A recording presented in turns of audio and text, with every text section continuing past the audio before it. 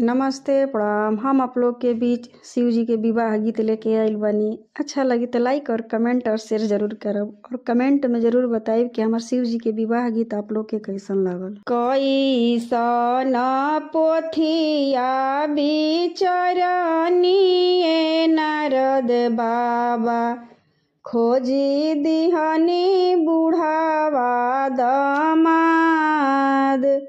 कैसन पोथिया बिचरनिए नारद बाबा खोजी दिहनी बुढ़ावा दमाद।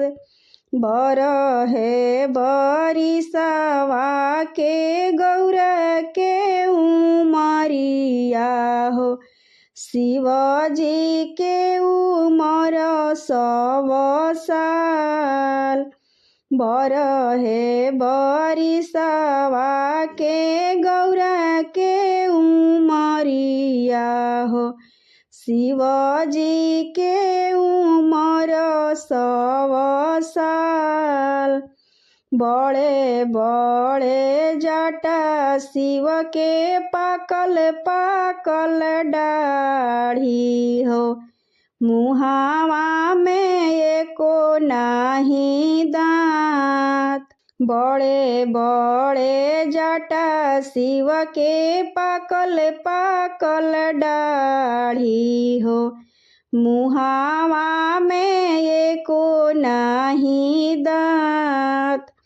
बासाहा चढ़ल अइले गौरा के दुल्हावा हो भंगिया धतुरावा चबात। बासाहा चढ़ल अइले गौरा के दुल्हावा हो भंगिया धतुरावा चबात।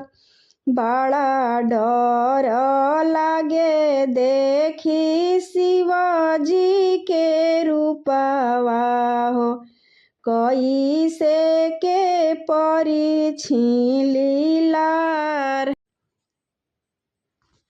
तन पर रेंग ताड़े बिछुआ गोंजरवा हो गले बीचे विश्वधर नाग।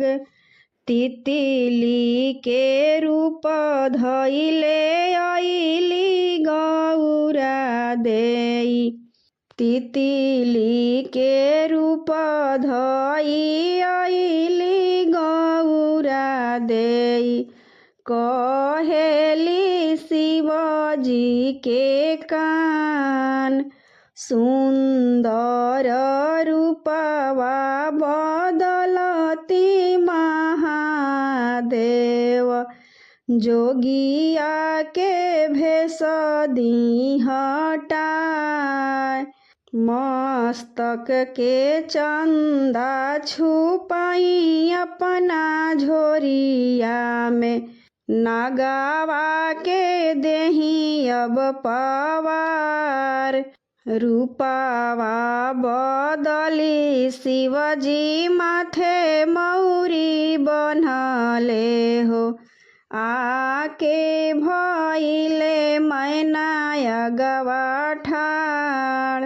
परिछहु सासु हो अपनी जावैया के तिलक लगाई नालीलार। परिछहु सासु हो अपनी जावैया के तिलक लगाई नालीलार। बाजन बाजेला हो सतरंगिया हो खेला गौरा शिव के विवाह। गगन से देव लोग फूल बरसावेले। विष्णु जी शंख बजाए गगन से देव लोग फूल बरसावेले।